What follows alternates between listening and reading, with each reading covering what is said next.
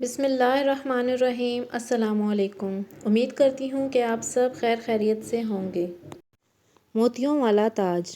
حضرت سیدنا شیخ احمد بن منصور رحمۃ اللہ علیہ کو بعد وفات کسی نے خواب میں اس حال میں دیکھا کہ وہ جنتی حلیہ زیب تن کیے موتیوں والا تاج سر پہ سجائے شیراز کی جامع مسجد کی محراب میں کھڑے ہیں۔ خواب دیکھنے والے نے پوچھا، ترجمہ یعنی اللہ عز و جل نے آپ کے ساتھ کیا معاملہ فرمایا؟ کہا، اللہ نے مجھے بخش دیا ہے، میرا اکرام فرمایا ہے اور موتیوں والا تاج پہنا کر داخل جنت کیا ہے۔ پوچھا، کس سبب سے؟ فرمایا، الحمدللہ، میں محبوب رب العالمین صلی اللہ علیہ وآلہ وسلم پر کثرت سے درود و سلام پڑھتا تھا، یہی عمل کام آ گیا، صلی اللہ علیہ وآلہ وسلم۔ میرے قابل احترام سننے والوں، آپ سب بھی کثرت سے درود شریف پڑھا کریں۔ خوفناک ڈاکو۔ شیخ عبداللہ شافعی رحمۃ اللہ علیہ اپنے سفرنامے میں لکھتے ہیں، ایک بار میں بصرہ شہر سے ایک گاؤں کی طرف جا رہا تھا۔ دوپہر کے وقت یکایک ایک کریہ صورت خوفناک ڈاکو ہم پر حملہ آور ہوا۔ میرے رفیق کو اس نے شہید کر ڈالا، ہمارا مال و متاع چھین کر میرے دونوں ہاتھ رسی سے باندھے، مجھے زمین پر ڈالا اور فرار ہو گیا۔ میں نے جوں توں ہاتھ کھولے اور چل پڑا، مگر پریشانی کے عالم میں رستہ بھول گیا، یہاں تک کہ رات آ گئی۔ ایک طرف آگ کی روشنی دیکھ کر میں اسی سمت چل دیا، وہاں مجھے ایک خیمہ نظر آیا۔ میں شدت پیاس سے نڈھال ہو چکا تھا، لہٰذا خیمے کے دروازے پر کھڑے ہو کر میں نے صدا لگائی، العطش العطش، یعنی ہائے پیاس ہائے پیاس۔ اتفاق سے وہ خیمہ اسی خوفناک ڈاکو کا تھا۔ میری پکار سن کر بجائے پانی کے ننگی تلوار لیے وہ باہر نکلا اور چاہا کہ ایک ہی وار میں میرا کام تمام کر دے۔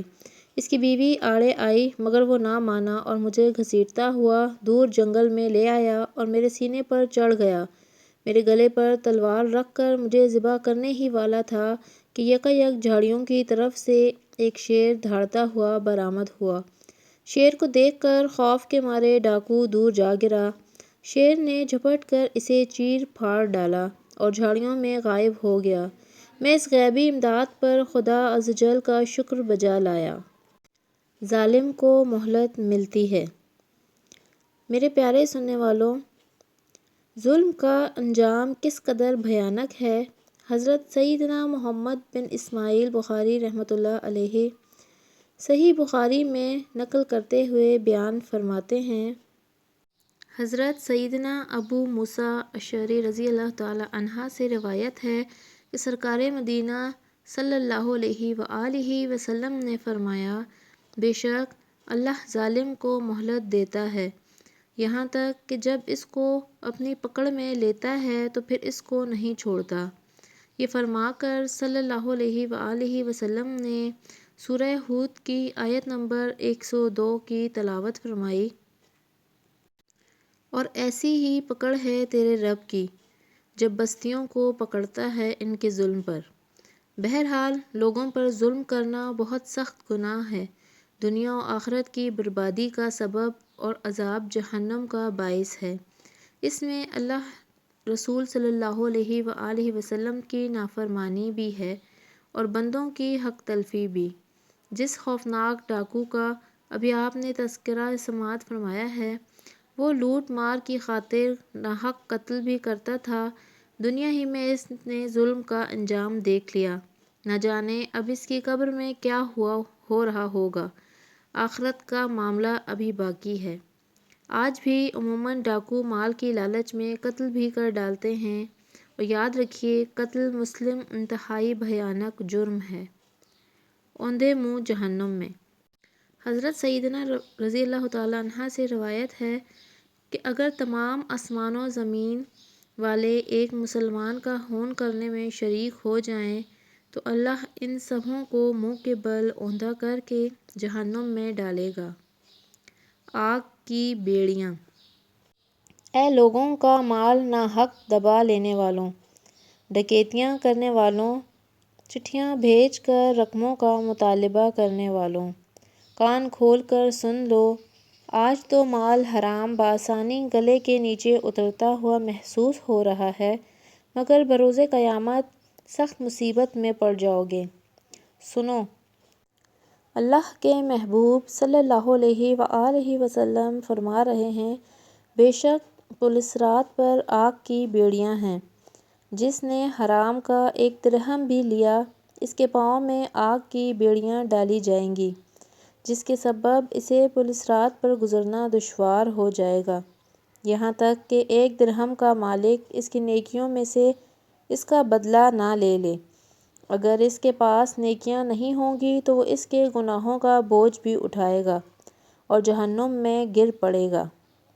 مفلس کون؟ حضرت سیدنا مسلم بن حجاج قشیری رحمۃ اللہ علیہ اپنے مشہور مجموعہ حدیث صحیح مسلم میں نقل کرتے ہیں کہ رسول صلی اللہ علیہ وآلہ وسلم نے استفسار فرمایا، کیا تم جانتے ہو مفلس کون ہے؟ صحابہ کرام علیہ رضوان نے عرض کیا، یا رسول اللہ صلی اللہ علیہ وسلم، ہم میں سے جس کے پاس دراہم و سامان نہ ہو وہ مفلس ہے۔ فرمایا، میری امت میں مفلس وہ ہے جو قیامت کے دن نماز، روزے، زکوٰۃ لے کر آیا اور یوں آیا کہ اسے گالی دی، اس پر تہمت لگائی، اس کا مال کھایا، اس کا خون بہایا، اسے مارا، تو اس کی نیکیوں میں سے کچھ اس مظلوم کو دے دی جائیں گی اور کچھ اس مظلوم کو۔ پھر اگر اس کے ذمے جو حقوق تھے اس کی ادائیگی سے پہلے اس کی نیکیاں ختم ہو جائیں تو ان مظلوموں کی خطائیں لے کر اس ظالم پر ڈال دی جائیں گی، پھر اسے آگ میں پھینک دیا جائے گا۔ لرز اٹھو، اے نمازیوں، اے روزے داروں، اے حاجیوں، اے سخاوت کرنے والوں، اے نیک صورت آنے والوں، اے مالداروں، ڈر جاؤ، لرز اٹھو۔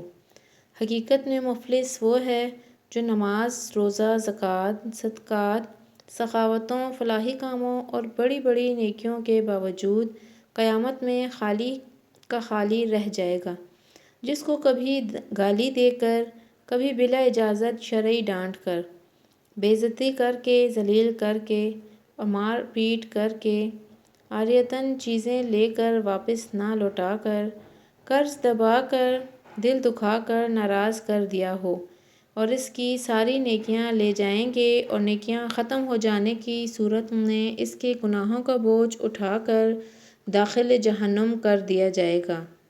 آدھا سیب۔ حضرت سیدنا ابراہیم رحمۃ اللہ علیہ نے ایک باغ کے اندر نہر میں سیب دیکھا، اٹھایا اور کھا لیا۔ کھاتے تو کھا لیا مگر پھر پریشان ہو گئے کہ یہ میں نے کیا کیا، میں نے اس کے مالک کی اجازت کے بغیر کیوں کھایا؟ اگر بروز قیامت اس کے بدلے نیکیاں دینی پڑ گئیں تو کیا کروں گا؟ چنانچہ تلاشتے ہوئے باغ تک پہنچے۔ باغ کی ملکہ ایک خاتون تھیں۔ ان سے آپ نے معذرت طلب فرمائی اور ان سے عرض کیا کہ یہ باغ میرا اور بادشاہ کا مشترکہ ہے، میں اپنا حق معاف کرتی ہوں، لیکن بادشاہ حق معاف کرنے کی مجاز نہیں۔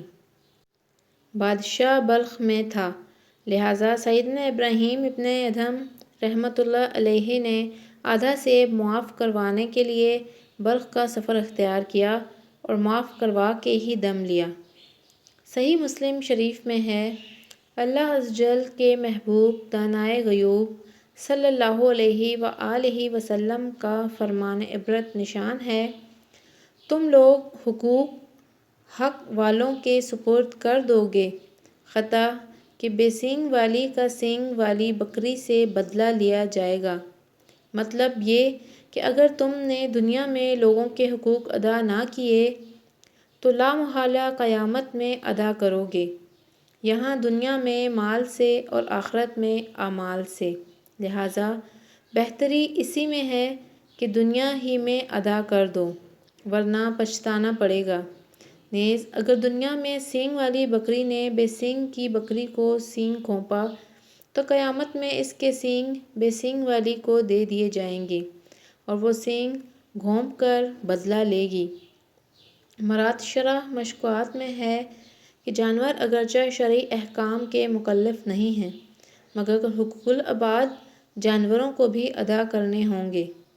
اللہ عز و جل کا خوف رکھنے والے حضرات حقوق العباد کے بظاہر معمولی نظر آنے والے معاملات میں بھی ایسی احتیاط کرتے ہیں کہ حیرت میں ڈال دیتے ہیں۔